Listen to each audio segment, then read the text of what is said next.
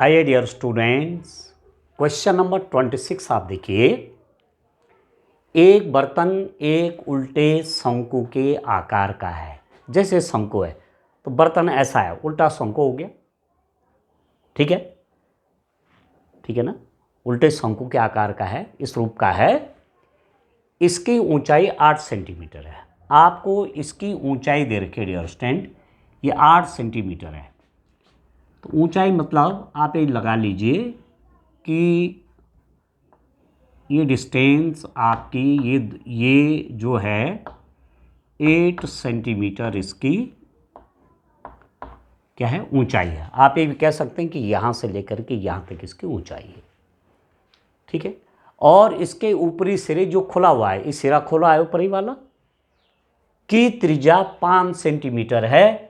ये आपको दिया हुआ है कि इसकी रेडियस जो है ऊपरी सिरे की वो कितना है डियर स्टूडेंट, वो है 5 सेंटीमीटर है।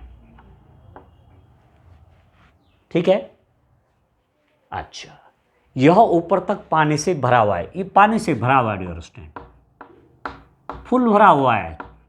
ठीक है, इसमें कहीं भी जो है खाली स्थान नहीं है, फुल पानी से भरा हुआ है।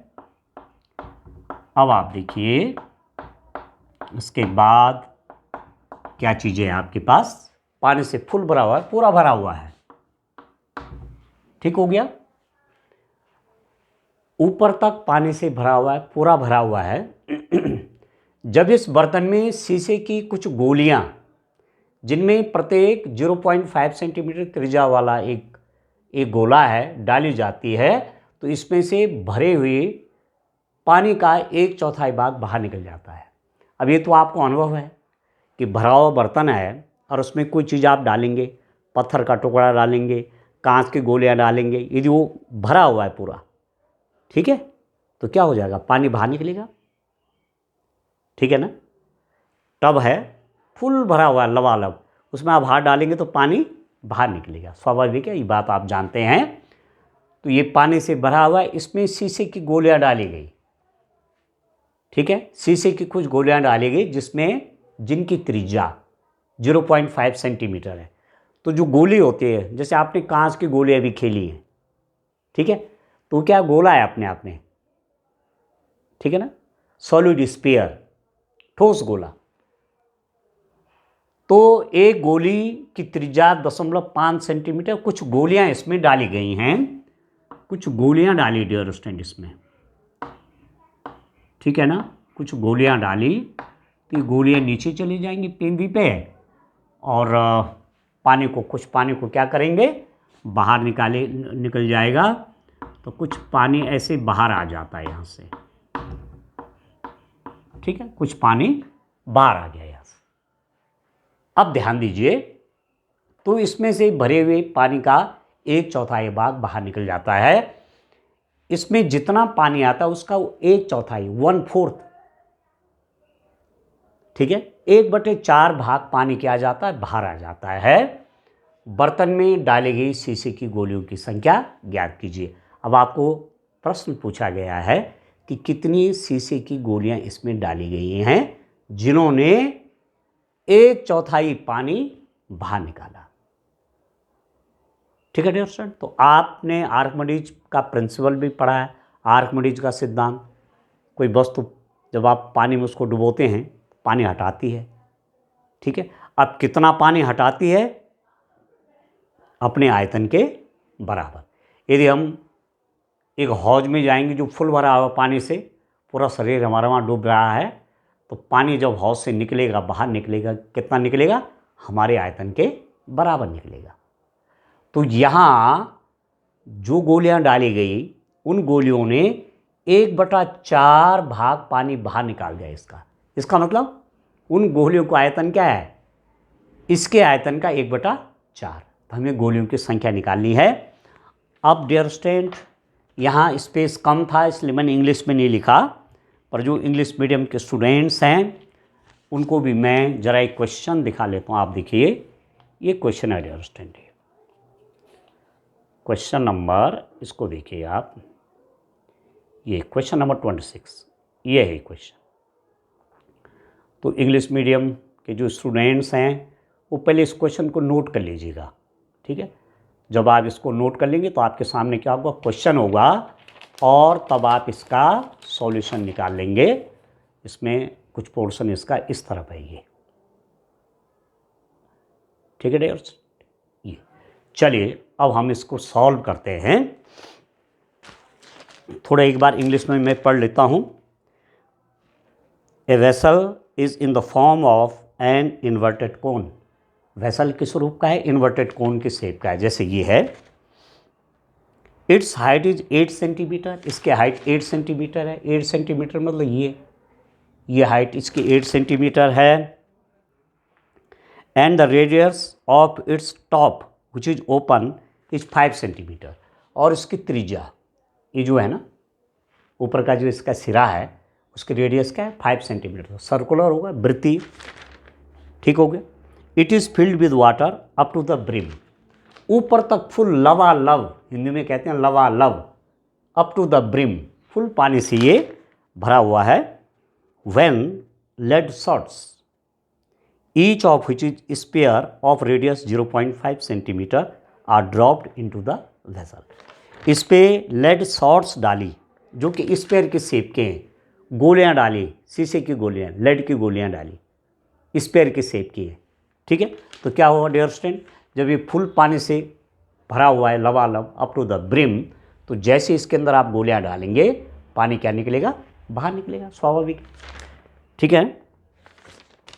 1/4 of the water flows out, कितना वाटर बाहर निकला, 1/4, ये फुल भरा हुआ है, ठीक है। और कितना पानी बाहर निकलेगा, कितना पानी बाहर निकला, 1/4, इसकी वॉल्यूम का 1/4 वाटर आउट हो गया है।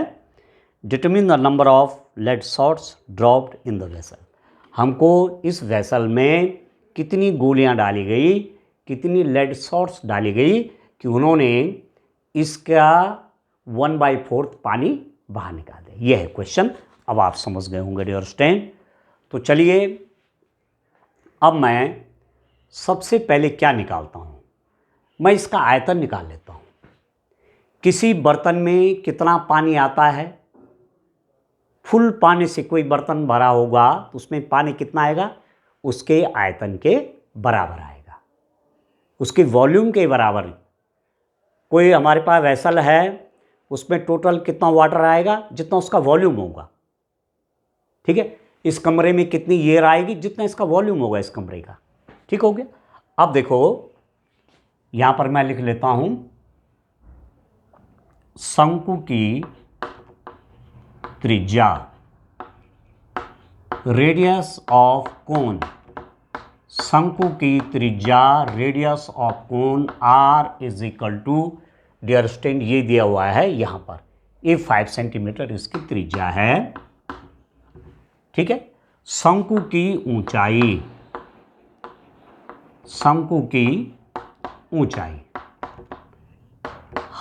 Height of the cone h is equal to हमको दे रखा है 8 सेंटीमीटर है, ये हो गया, ठीक हो गया। अब मैं इसका वॉल्यूम निकाल लेता हूं।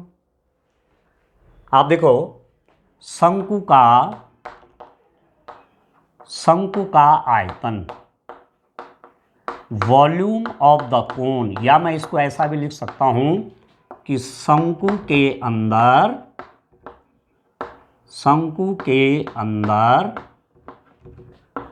पानी का आयतन, वॉल्यूम ऑफ कोन मीन्स इसके अंदर जो पानी है वही तो वॉल्यूम ऑफ द कोन होगा। इसके अंदर कितना पानी आएगा, जितना वॉल्यूम इसका होगा, जितना आयतन इस कोन का होगा उतना ही इसके अंदर पानी आएगा, ठीक है ना।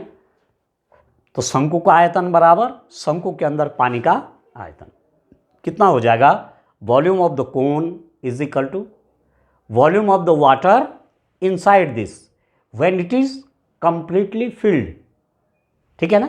तो कितना हो जाएगा शंकु का आयतन, वॉल्यूम ऑफ द कोन कितना होता है, 1/3 pi R square h।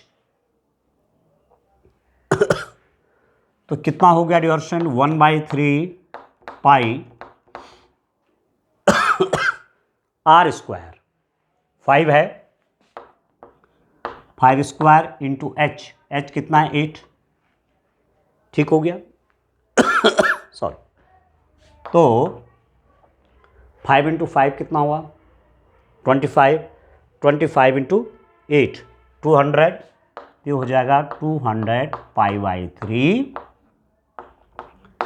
Centimetre cube. Volume of the cone is 200 pi by 3 centimetre cube.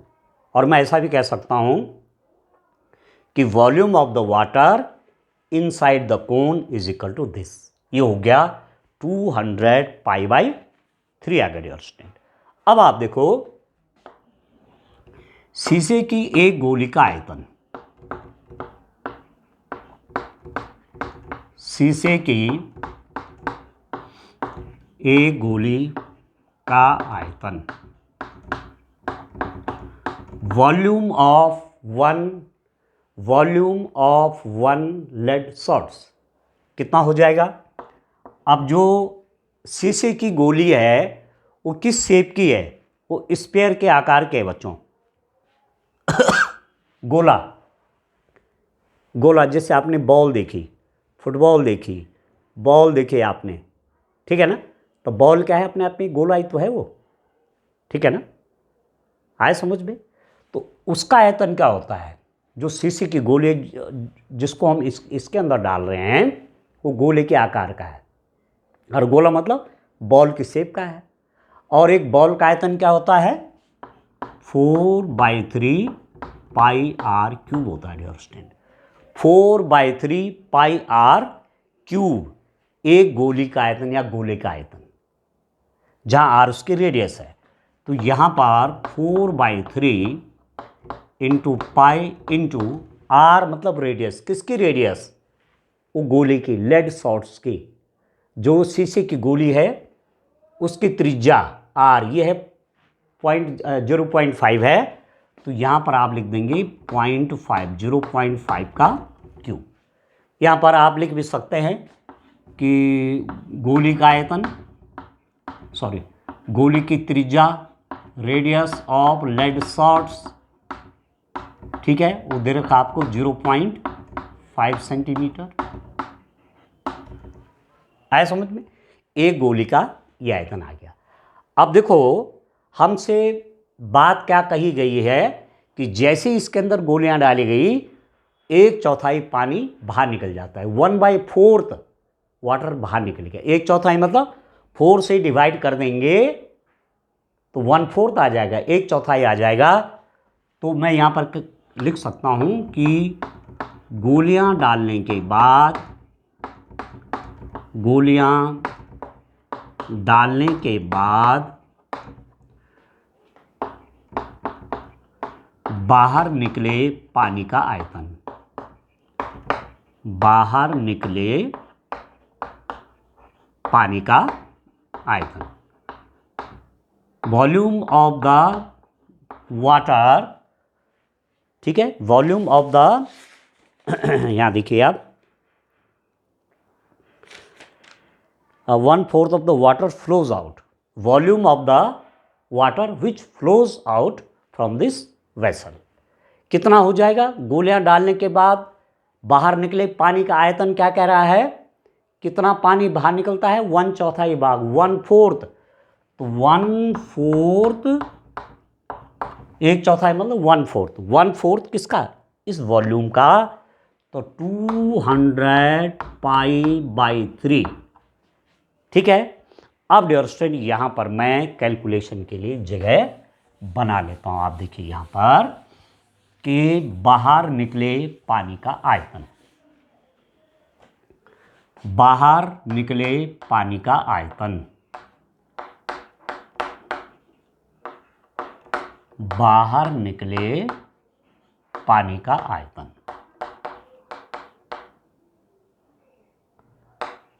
Volume of the water which flows out, जो इस वेसल से बाहर निकल गया वो कितना आ गया, ये आ गया, और इससे मैं काटूंगा 4 से 200 को तो 50 हो गया, तो ये हो गया 50 पाई/3, 50π/3 सेंटीमीटर क्यूब, इतना पानी।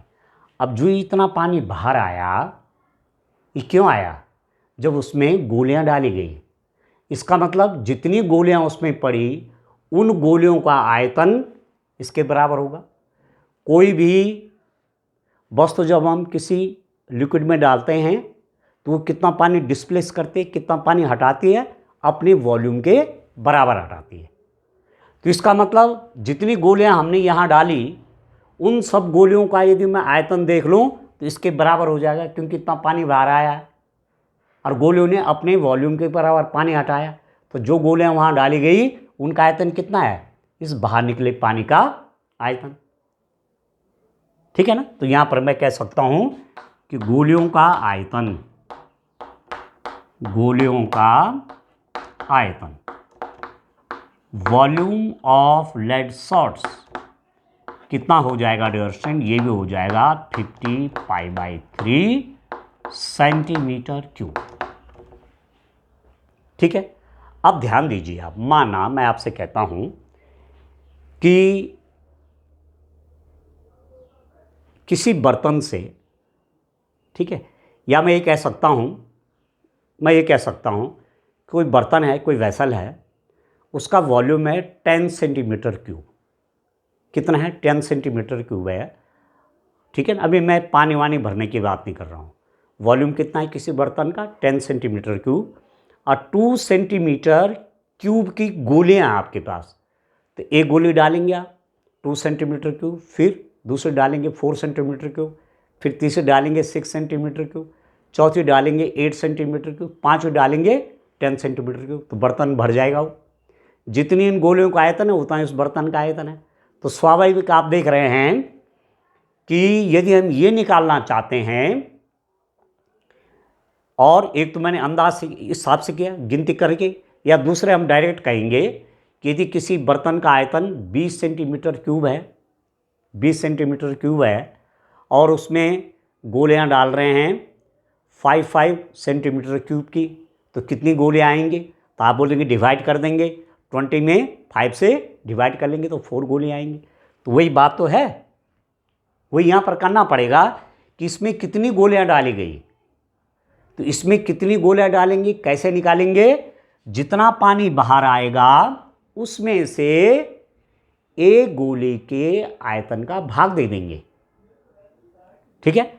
जितना वॉल्यूम बाहर आया उस वॉल्यूम में एक गोली के वॉल्यूम से डिवाइड कर देंगे तो गोलियों की संख्या निकल जाएगी।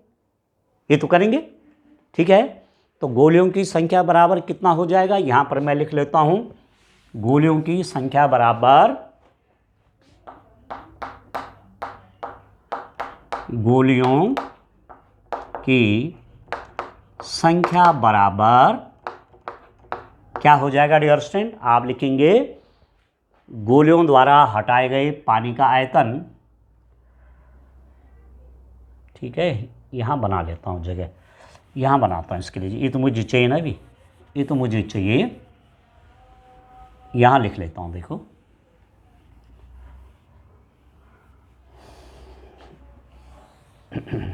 गोलियों की संख्या बराबर, गोलियों की संख्या बराबर गोलियों द्वारा हटाए गए पानी का आयतन, गोलियों द्वारा हटाए गए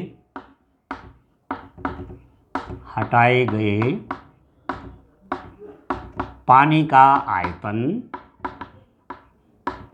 आयतन डिवाइडेड बाय एक गोली का आयतन, एक गोली का आयतन। क्योंकि जितना गोलियों का आयतन था उतना पानी बाहर आया है, तो गोलियां कितनी पड़ी? जितना पानी बाहर आया उसमें से एक गोली के आयतन से डिवाइड कर लेंगे तो मेरे पास कितना हो जाएगा? यहां लिख लेता हूं, गोलियों की संख्या बराबर, गोलियों की संख्या बराबर बाहर निकाले गए पानी का आयतन 50 π/3 होल डिवाइडेड बाई एक गोली का आयतन ये है 4/3 पाई इंटू 0.5 का क्यूब। अब डियर स्टूडेंट यहां पर कैलकुलेशन करनी है, ठीक है। कैलकुलेशन यहां पर समझना आपने कि इसकी कैलकुलेशन कैसे करनी है। आप देखिए मेरे पास आया है 50 π/3 होल डिवाइडेड बाई 4 पाई 0.5 का whole cube whole divided by 3 4 pi into 0.5 का होल क्यूब बाई 3। अब आप देखो ये भी भिन्न है, ये भी फ्रैक्शन है, ये भी फ्रैक्शन है, तो क्या होता है कि ये मल्टीप्लाई में चला जाता है यहाँ और ये मल्टीप्लाई में आएगा इसके साथ, तो ये तो बन जाएगा अंश डिनोमिनेटर के साथ मल्टीप्लाई हो जाएगा और ये 3 या हर के साथ मल्टीप्लाई हो जाएगा। ये हो गया 50 पाई इंटू 3 डिवाइडेड बाई इसकी मल्टीप्लाई 3 इंटू 4 पाई इंटू 0.5 का क्यूब। पाई से पाई कट गया, 3 से 3 कट गया, ठीक है डियर स्टूडेंट। अब चलिए मैं सॉल्व कर लेता हूँ यहाँ पर। आप देखो अब इसकी आवश्यकता मुझे नहीं है, तो चलिए सॉल्व कर लेता हूँ। क्या है मेरे पास, यहाँ से पाई से पाई कट गया था, 3 से 3 कट गया, तो ये हो गया 50/4 इंटू 0.5 का क्यूब। 0.5 का क्यूब का क्या मतलब है बच्चों, 50 divided by 4 into 0.5 into 0.5 into 0.5, ये मतलब हुआ 0.5 के क्यूब का। अब डेसिमल है, डेसिमल देखो एक अंक यहाँ है, 1 2 और 3, तो यदि मैं यहाँ 3 शून्य बढ़ा दूँ तो डेसिमल को मैं हटा सकता हूँ। क्या क्या है मैंने, डेसिमल के बाद 1 डिजिट यहाँ है, ये क्या है, ये क्या है, मैंने 3 जीरो बढ़ा दिए, ठीक है, और डेसिमल हटा दिया। अब देखो मैं काट लेता हूँ, 5 एकम 5, 1 2 3 4, फिर इससे भी काटिए, 5 दूने 10, फिर इस 5 से और काटे, 5 चौके 20, 400, फिर इस 400 से काटे 100, तो गोलियों की संख्या कितनी होगी, 100 गोलियां होगी। अब बर्तन में डाली गई शीशे की गोलियों की संख्या कितनी होगी, 100। तो अब मैं यहाँ पर आंसर लिख लेता हूँ कि बर्तन में डाली गई शीशे की गोलियों की संख्या, ठीक है, बर्तन में डाली गई, बर्तन में डाली गई शीशे की गोलियों की संख्या, शीशे की गोलियों की संख्या इज इक्वल टू कितना हो गया, 100, ठीक है। Number of lead shots dropped inside this vessel is equal to 100, ठीक है। ऐसा ही क्वेश्चन करना था। चलिए और आगे देखते हैं डियर स्टूडेंट। आइए क्वेश्चन नंबर 26 देखिए डियर स्टूडेंट। किसी वृत्त का एक चाप केंद्र पर 60 डिग्रीज का कोण अंतरित करता है। यह है वृत्त का चाप, इसको आर्क बोलते हैं ना, ए बी। तो सेंटर पे कितने डिग्री का एंगल बना रहा, 60 डिग्रीज का, ठीक हो गया। यदि चाप की लंबाई 22 सेंटीमीटर है, इसकी लेंथ 22 सेंटीमीटर है डियर स्टूडेंट, ये दिया हुआ है, तो चाप द्वारा केंद्र पर बनाए गए त्रिज्यखंड का क्षेत्रफल ज्ञात कीजिए। इस चाप ने जो त्रिज्यखंड बनाया, ये है त्रिज्यखंड ओ ए बी, ये त्रिज्यखंड है ये, ठीक है, इसका क्षेत्रफल ज्ञात करना है, ठीक हो गया। An arc of a circle subtends an angle of 60 degrees eight the centre. इस आर्क ने सेंटर पे 60 डिग्रीज का एंगल बनाया। If the length of the arc, इस आर्क की लेंथ कितनी है, 22 centimetre, find the area of the sector formed by the arc.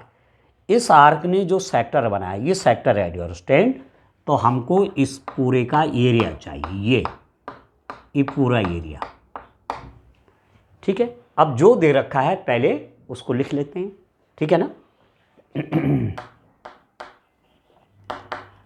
हमारे पास क्या दिया हुआ है, चाप द्वारा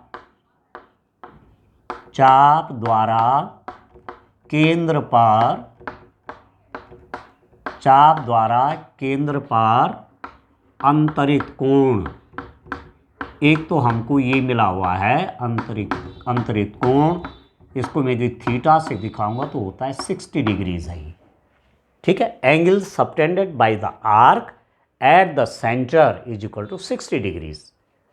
चाप की लंबाई, लेंथ ऑफ आर्क, चाप की लंबाई, लेंथ ऑफ आर्क, चाप कौन है, ए बी है, ए बी चाप है, इसकी लंबाई, अब इसे ए पी बी भी कह सकता हूँ मैं, यहाँ पर मैं एक पॉइंट और रख देता हूँ, इसको मैं चलो पी भी कह सकता हूँ, ठीक है, ए पी बी, क्योंकि कई बार बच्चों को कन्फ्यूज हो जाता है कि ए बी ये तो नहीं है, कहीं ये आर्क है ना, तो ये, तो ए पी बी लिख दिया मैंने, ये है 22 सेंटीमीटर। अब मुझे इसका एरिया निकालना है, यदि मुझे रेडियस मालूम होते तो मैं निकाल लेता, अब मुझे रेडियस मालूम नहीं है, तो डियर स्टूडेंट आप जानते हैं चाप की लंबाई बराबर क्या होता है, चाप की लंबाई बराबर होता है, चाप की लंबाई, length of arc is equal to क्या होता है, theta over 360 degrees into 2 pi R. चाप की लंबाई, इसकी लंबाई कितनी होगी, theta by 360 into 2 pi R. अरे दिया हुआ है चाप की लंबाई है 22 इज इक्वल टू थीटा कितना हो गया 60 बाई 360, ठीक है dear student, into 2 into pi की वैल्यू रख रहा हूँ 22/7 इंटू आर, ठीक है। इससे ये कट गया तो ये 6 हो गया यहाँ पर।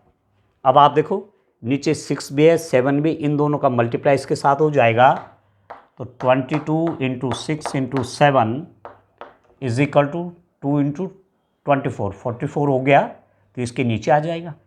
चलो अभी रहने दो, पहले मल्टीप्लाई कर लेता हूँ, 44 इंटू आर, जहाँ आर क्या है, R is the radius of the circle, तो आर की वैल्यू कितनी आ जाएगी 22 इंटू 6 इंटू 7 डिवाइडेड बाई, ये 44 इसके साथ मल्टीप्लाई में है तो ये डिनोमिनेटर में आ जाएगा, हर में आ जाएगा 11 दूने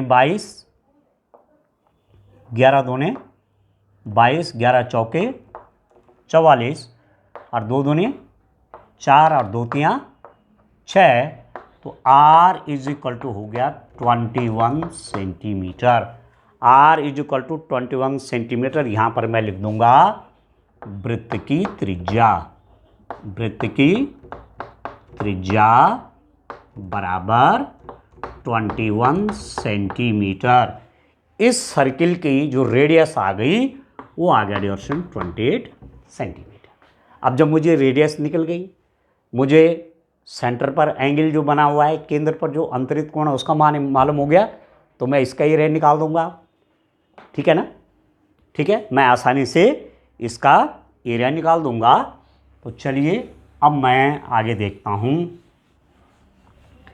त्रिज्य खंड का क्षेत्रफल, एरिया ऑफ सेक्टर, त्रिज्य खंड का क्षेत्रफल, एरिया ऑफ सेक्टर, त्रिज्य खंड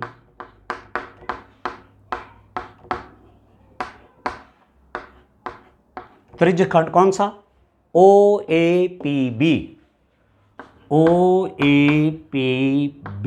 का क्षेत्रफल, एरिया ऑफ द सेक्टर का area O A P B, ये पूरा जो ये शेडेड, मैं यहाँ भी लिख सकता हूँ शेडेड रीजन, छायांकित भाग, जो छायांकित भाग है वो सेक्टर है, ठीक है ना, त्रिज्यखंड है ये त्रिज्यखंड बन गया, त्रिज्याओं के बीच का है ना ये, चाप और त्रिज्याओं के बीच का क्षेत्रफल कहलाता है त्रिज्यखंड। त्रिज्या से रिलेटेड है, ये त्रिज्याएं हैं और ये चाप है, इनके बीच का क्षेत्रफल, ये त्रिज्यखंड हो गया।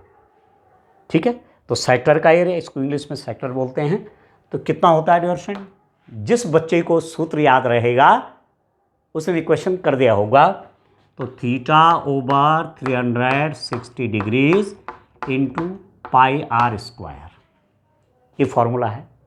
अब थीटा मतलब सेंटर पे कितने डिग्री के एंगल है, 60 है, तो 60/360 पाई हो जाएगा 22/7। आर रेडियस हमने अभी निकाल दी थी 21, तो 21 स्क्वायर। अब सॉल्व करना डियर स्टूडेंट, इससे ये कट गया।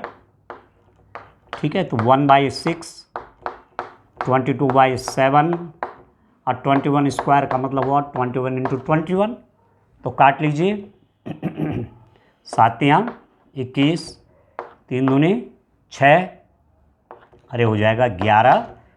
तो ये आ गया बराबर एरिया आ जाएगा कितना, 21 इंटू 11, 11 एकम 11 का 1, 11 दूने 22 और 1 23, 231। ठीक है डियर फ्रेंड, 231 सेंटीमीटर स्क्वायर। तो यहाँ पर मैं अब आंसर लिख लेता हूँ, त्रिज्यखंड का क्षेत्रफल, त्रिज्यखंड का क्षेत्रफल, एरिया ऑफ सेक्टर हो गया डियर स्टूडेंट 231 सेंटीमीटर स्क्वायर। बस ऐसे करना था, 5 मार्क्स का क्वेश्चन है। चलिए नेक्स्ट क्वेश्चन देखते हैं। आइए डियर स्टूडेंट, क्वेश्चन नंबर 27 और इस पेपर का ये लास्ट क्वेश्चन है। क्वेश्चन नंबर 27 पेपर का क्या है, लास्ट क्वेश्चन है। निम्नलिखित आंकड़ों का बहुलक ज्ञात कीजिए, find the mod of the following data. ये डाटा है दिया हुआ, ये वर्ग अंतराल है, क्लास इंटरवल, ये बारंबारता है, फ्रीक्वेंसी। क्लास इंटरवल है 0 to 10, 10 to 20, 20 to 30, 30 to 40 और 40 to 50। और ये क्या है, फ्रीक्वेंसी बारंबारता 20, 40, 47, 34, 90। अब बहुलक क्या हुआ, मॉड क्या होता है, सबसे अधिक फ्रीक्वेंसी जो है, जहां सबसे अधिक फ्रीक्वेंसी, जैसे यहां इस वर्ग अंतराल में, इस क्लास इंटरवल में सबसे अधिक क्या है, फ्रीक्वेंसी है, सबसे अधिक वर्ग अंतराल यहां पर है। ठीक है डियर फ्रेंड, तो ये हो गया मॉडल क्लास। क्या हो गया ये, मॉडल क्लास, बहुलक, बहुलक की क्लास हो गई। ठीक है, ठीक है डियर स्टूडेंट, बहुलक वर्ग हो गया ये, इसको बोलूंगा मैं बहुलक वर्ग, बहुलक वर्ग, बहुलक वर्ग, मॉडल क्लास ये हो जाएगा 20 to 30। ये मॉडल क्लास हो गई, बहुलक वर्ग हो गया। ठीक है, अब ये जो होता है फ्रीक्वेंसी जो सबसे मैक्सिमम है, उसको लिखते हैं F1। F1, उससे पहले वाली फ्रीक्वेंसी होती है F0 और इसके बाद की फ्रीक्वेंसी होती है F2। ठीक है, तो और मैं यहाँ से अब वैल्यू लिखता रहता हूँ, F1 = 47, F0 = 40, F2 = 34। ठीक है, और H क्या है, क्लास साइज, डिफरेंस, इसमें से माइनस कर लीजिए, इसमें से माइनस कर लीजिए, 10 का डिफरेंस है, तो इसको H बोलते हैं, ये हो गया 10। तो यदि स्टूडेंट को फॉर्मूला मालूम है, यदि स्टूडेंट फॉर्मूले को उसने याद किया हुआ है, प्रैक्टिस से उसने याद कर दिया है फॉर्मूला, तो ये क्वेश्चन उसके लिए बहुत आसान क्वेश्चन है ये। तो बहुलक क्या हो जाएगा, बहुलक मॉड, ये होगा डियर स्टूडेंट, फॉर्मूला आपका आ जाएगा L plus F1 minus F0 divided by 2F1 minus F0 minus F2 into H। ये है फॉर्मूला। आया समझ में? Mode is equal to L plus F1 minus F0 divided by 2F1 minus F0 minus F2 into H। सब कुछ निकला हुआ है, केवल मुझे L चाहिए। L मतलब जो बहुलक वर्ग की निम्न सीमा है। जैसे ये निम्न सीमा है, उच्च सीमा है, तो जो मॉडल क्लास की लोअर लिमिट है 20, ये L हो जाएगा। तो यहाँ पर मैं L की वैल्यू भी लिख दूँ 20। ठीक है, सब कुछ हमें मालूम है, वैल्यू रख लेनी है। तो this is equal to 20 plus F1 कितना है, F1 47 है, माइनस F0 कितना है 40 है, डिवाइडेड बाई 2F1 कितना 47 है, माइनस F0 कितना है 40 है, माइनस F2 कितना है, F2 34 है, इंटू H कितना 10 है। तो this is equal to 20 plus 47 में 40 माइनस हुआ तो 7 डिवाइडेड बाई, देखो 7 दूनी 14, 4 दूना 94 हो गया।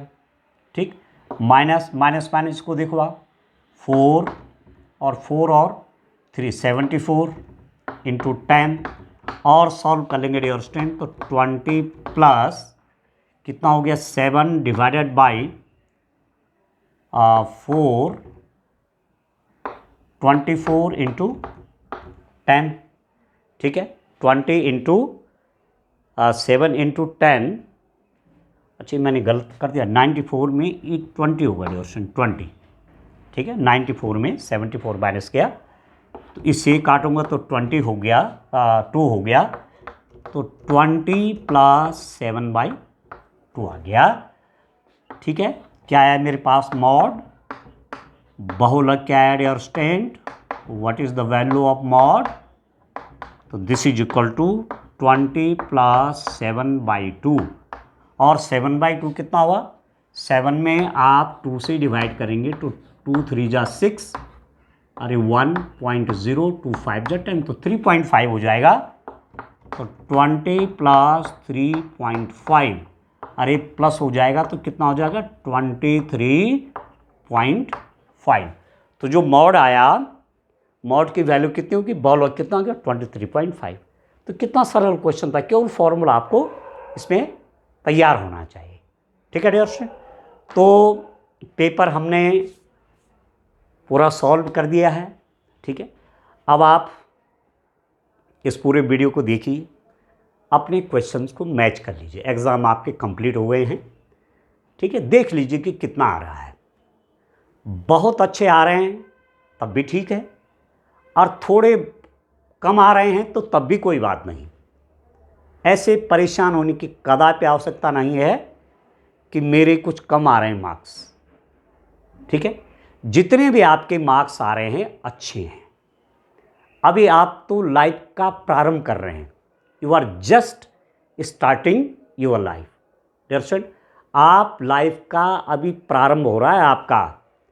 10th क्लास, पहले बोर्ड एग्ज़ाम में बैठे हैं आप, पहली बार आपने बोर्ड एग्ज़ाम फेस की है, तो ये अपने आप में बहुत बड़ी बात है, ये आपकी अपने आप में बहुत बड़ी उपलब्धि है। ठीक है, तो जितने भी आपके मार्क्स आते हैं, अब परेशान होने की कोई आवश्यकता नहीं है। बी हैप्पी, खुश रहिए। ठीक है ना, और आगे के लिए तरक्की, आगे की तरक्की के लिए, आगे मैं किस रूप में पढ़ाई करूँगा, 10 तक मैं इस रूप में पढ़ता था, आगे मैंने और अच्छा पढ़ना है, उसकी तैयारी करनी, उस पर सोचना है। अभी तो एग्ज़ाम आपके फिनिश हुए हैं, तो अभी तो आप थोड़ा सा घूम घाम करेंगे। ठीक है, थोड़ा सा मौज करेंगे, परंतु जब आप एकदम फ्री माइंड होते हैं, जैसे आजकल आप हैं, क्योंकि बोर्ड एग्ज़ाम का भी बच्चे के ऊपर एक थोड़ा सा एक प्रेशर आ जाता है, उसे आना नहीं चाहिए पर आ जाता है। अब आप एकदम फ्री हो गए होंगे। ठीक है, तो ऐसे समय में कुछ दिन घूमने घामने के बाद प्रतिदिन कुछ न कुछ अवश्य पढ़ना चाहिए। प्रतिदिन कुछ न कुछ अवश्य पढ़ना चाहिए। पढ़ने की आदत टूटनी नहीं चाहिए, ये कंटिन्यू होना चाहिए, क्योंकि इसी से हमारा जीवन आगे बनना है। जैसे मकान बनते हुए आप देखते होंगे ना, कोई हाउस बन रहा है तो एक ईंट के ऊपर दूसरी, फिर तीसरी, ऐसे ऐसे जोड़ जोड़ के करते हैं ना, एकदम एकदम मकान नहीं बनता। एक एक ईंट को सेट करके चलना पड़ता है, तब जाके मकान बनता है, तब जाके कोई स्ट्रक्चर दिखता है। ठीक है ना? तो आपको भी ऐसे ही करना है, पढ़ाई लिखाई छोड़ना नहीं, थोड़ा थोड़ा करते रहना। ठीक है? और जीवन में कुछ अच्छा करने का, हम कुछ अच्छा करें, अच्छा बने, ठीक है, हमारा भविष्य सफल हो, उसके लिए उसकी पहली शर्त है आपका स्वास्थ्य अच्छा होना चाहिए। आपको अपनी हेल्थ बनाने का एक क्रेज़ होना चाहिए कि मेरी बॉडी बहुत सुंदर होनी चाहिए। बढ़िया सा एक्सरसाइज करिए। ठीक है? आपको कई वीडियोज़ उपलब्ध हो जाएंगे, जो लोग एक्सरसाइज कर रहे हैं, ठीक है ना, अपनी बॉडी को वेल शेप्ड कर रहे हैं, अच्छा आकार दे रहे हैं शरीर को, क्योंकि ये शरीर, इससे ही तो सब होना है। शरीर माध्यम खलु धर्म साधनम। दुनिया के जितने भी काम हम करेंगे इस शरीर के माध्यम से करेंगे, शरीर और मन के माध्यम से होगा। शरीर कमज़ोर पड़ गया, मन कमज़ोर हो जाएगा, तो फिर हम लोग जो चाहते हैं करना वो हमारे लिए कठिन पड़ जाता है। तो स्वास्थ्य का आप ध्यान देंगे नंबर 1। ठीक है? क्योंकि स्वास्थ्य अच्छा कैसे होगा? व्यायाम से होगा, एक्सरसाइज से होगा। तो प्रतिदिन एक्सरसाइज करिए। आप बच्चे हैं, जवान बच्चे हैं, खूब तेज़ी से एक्सरसाइज करिए। ठीक है? जितना अच्छा व्यायाम करेंगे उतनी बॉडी आपकी उतनी सुडौल होगी। व्यायामात लभते स्वास्थ्यम दीर्घायुष्य बलम सुखम आरोग्यम परमम भाग्यम स्वास्थ्यम सर्वार्थ साधनम। सबसे बड़ा भाग्यशाली कौन है? जिसका स्वास्थ्य सबसे अच्छा है, दुनिया में सबसे बड़ा भाग्यशाली वो है। स्वास्थ्य अच्छा है तो मन प्रसन्न है। शरीर में तमाम व्याधियां हो गई तो फिर कष्ट हो जाता है।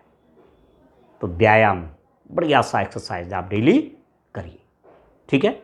शरीर को अच्छा बनाना है, शरीर अच्छा बनेगा फिर मन भी अच्छा हो जाएगा। स्वस्थ शरीर स्वस्थ मन।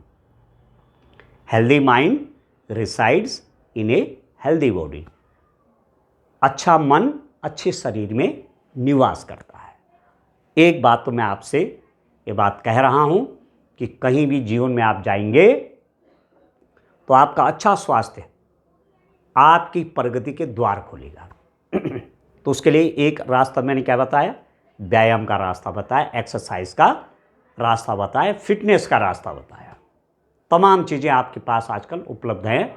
कम से कम आपके पास, है ना, वीडियोस तमाम उपलब्ध हो जाते हैं एक्सरसाइज करने की। ठीक है? दूसरी बात, शरीर अच्छा एक तो व्यायाम से होगा, एक्सरसाइज से होगा। दूसरा, हमारा शरीर अच्छा रहे उसके लिए हमको व्यसनों से दूर रहना है।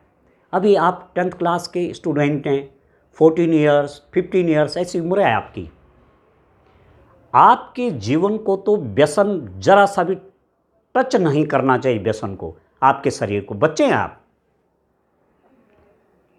यदि कोई बच्चा है, यदि कोई स्टूडेंट किसी संगत में बीड़ी पीना, सिगरेट पीना, भांग पीना, गुटखा खाना, ठीक है, शराब पीना, अन्य भी कोई नशा यदि कभी कभी कर रहा हो तो छोड़ देना मेरे बच्चों।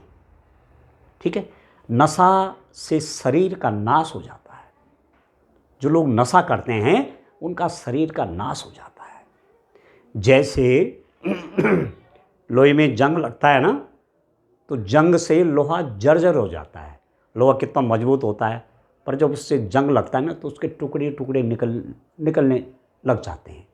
तो ऐसे ही जब हम व्यसन करते हैं, जब कोई व्यसन करता है तो शरीर उसका जर्जर हो जाता है, बेकार हो जाता है। और बेकार शरीर क्या काम करेगा? ठीक है ना। एक मजबूत बिल्डिंग के लिए उसके आधार, उसके पिलर मजबूत होने चाहिए। तो बड़ा काम करना है हमको, छोटे काम, छोटे से लेकर के बड़े काम करने हैं, उसके लिए शरीर अच्छा होना चाहिए। शरीर अच्छे होने के लिए हमें व्यायाम करना होगा, एक्सरसाइज करनी होगी, तथा व्यसनों से बचना होगा। और व्यसनों की आदत हमको हमेशा कंपनी में मिलती है। व्यसन कहाँ से सीखता है आदमी? कंपनी से सीखता है। वो अपने परिवार से भी ऐसा सीख सकता है, अपने बड़ों से भी वो ऐसा देख सकता है, अपने फ्रेंड, जब उसके फ्रेंड्स ऐसा कुछ कर रहे हों तो उनको भी वो देख सकता है। और देखने का जीवन में बहुत बड़ा असर पड़ता है। जैसे जैसे दृश्य हम देखते हैं उसका अस्थायी भाव, उसके प्रिंट्स दिमाग में छा जाते हैं। कहते हैं ना कि बच्चों के कान कम, आंखें ज़्यादा काम करती हैं। तो जो आप देख रहे हैं उसका असर आपके जीवन पे सबसे अधिक होने वाला है। मैं आपको उपदेश दे रहा हूं, ठीक है, तो कितना आप पर असर हो सकता है।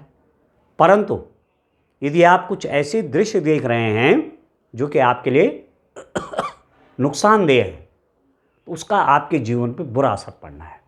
कहीं पर आप बीड़ी पी रहे हैं, लोग सिगरेट पी रहे हैं, धूम्रपान कर रहे हैं, या शराब पी रहे हैं, या कोई और नशा कर रहे हैं, ऐसे दृश्य जब आप बार बार देखते हैं, या अपने दोस्तों के द्वारा या अपने से बड़े लोगों के द्वारा जिनको आप आदरणीय मानते हैं, ठीक है, तो उसका असर आपके ऊपर हो सकता है। इसलिए ऐसी कंपनी से बचना है, ठीक है। जहाँ पर शराब की पार्टी चल रही हो, जहाँ पर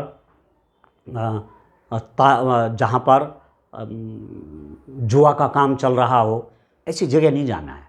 ये तो हमारे हाथ में है ना कि हम कहाँ जाएं, हम क्या खाएं। हम नहीं जाते हैं ऐसी जगह।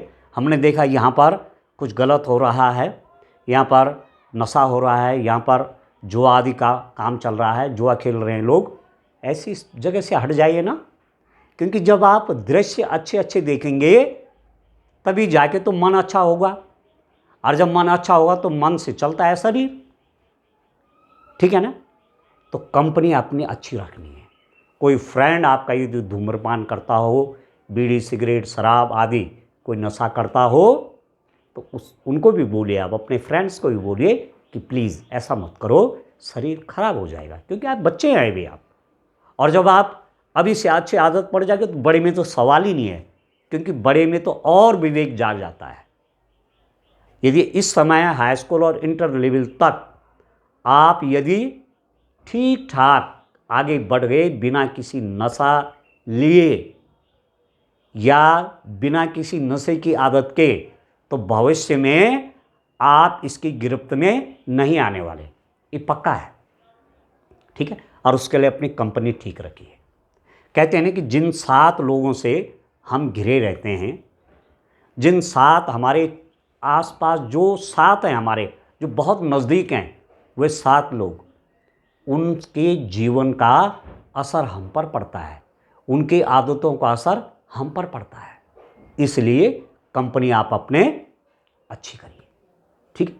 दूसरी चीज़ आपको एक बात और कह रहा हूं, अच्छा बोलिए अपने लिए। अपने लिए बोले कि मैं भाग्यशाली हूं, मैं होशियार हूं, मैं बुद्धिमान हूं, मैं विवेकशील हूं, और जीवन में मुझे बहुत अच्छा व्यक्ति बनना है, और मुझे बहुत अच्छा पद प्राप्त करना है। अपने लिए अच्छा बोलो। जो हम बोलते हैं ना, उसी रूप में हमारा मन बनता रहता है, हमको मालूम नहीं चलता है। हम यदि गलत गालियाँ निकालेंगे, गलत बातें बोलेंगे, उसका सबसे पहले असर हम पर आने वाला है। इसलिए अपने लिए अच्छा अच्छा बोलना है। जब आप अपने लिए अच्छा अच्छा बोलेंगे तो आपके मन में वो सब चीज़ें क्या हो रही हैं, टेप हो रही हैं। और जब दिमाग के अंदर, इस मन के अंदर अच्छी अच्छी बातें आ जाती हैं तो हमारा शरीर भी वैसे ही दिशा में चलने के लिए प्रेरित हो जाता है, क्योंकि मन से, माइंड से ही तो शरीर चलता है।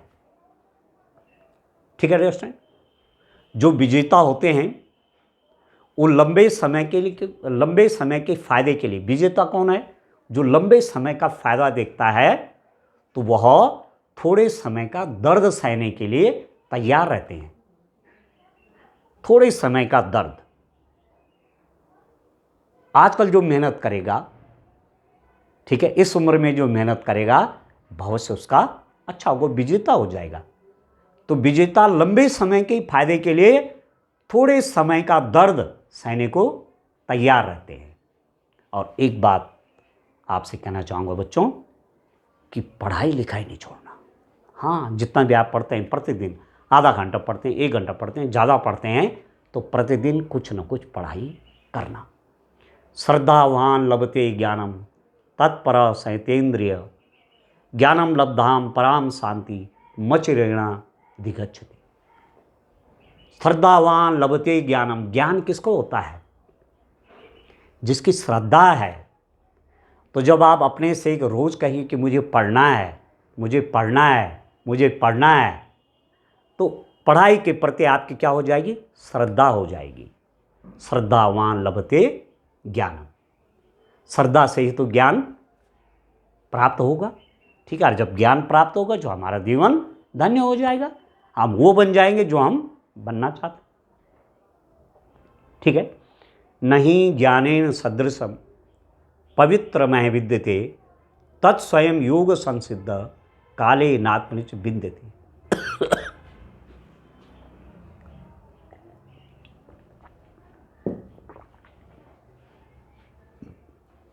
ये जो श्लोक मैं आपसे कह रहा हूं, नहीं ज्ञानेन सदृशम पवित्रम है विद्यते तत्स्वयं योग संसिद्ध काले नात्मनिच विद्यते।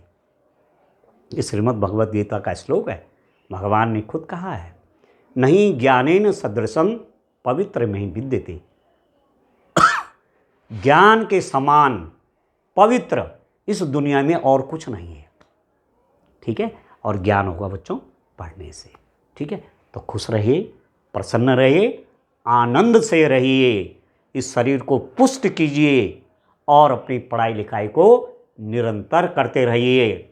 ठीक है, जल्दी आपका हाई स्कूल का रिजल्ट भी आएगा और फिर आप आगे क्लासेस भी पढ़ेंगे। ठीक है ना, पढ़ाई में लापरवाही मत करना। ठीक है ना, इन्हीं बातों के साथ, इन्हीं शब्दों के साथ आपको बोर्ड परीक्षा में बहुत अच्छे अंक अर्जित करने के लिए मैं बहुत बहुत शुभकामनाएं अर्पित करता हूं और आपके उज्जवल भविष्य की कामना करता हूं। और मेरा परिचय कई बच्चों में जानते हैं, मैं doctor Harshmani Pandey, lecturer in mathematics, government inter college Hisrakhal, block Kirtinagar, district Tehri Garhwal, Uttarakhand से हूँ। और बच्चों को जितना ही मुझे समय मिलता है अतिरिक्त, उनको मैथमेटिक्स और मैथमेटिक्स के साथ साथ अन्य बातें भी, जीवन की, करियर काउंसलिंग की बातें भी, जिससे आपका भविष्य अच्छी अच्छी बातें सुन करके आप भी अच्छी राह पर जाएं। ठीक है, तो मैंने आपसे कहा जब हम अच्छा बोलेंगे, अच्छा सुनेंगे तो फिर अच्छा बनेंगे। ठीक है, तो एक बार फिर आपके उज्जवल भविष्य की कामना करता हूँ। Thank you.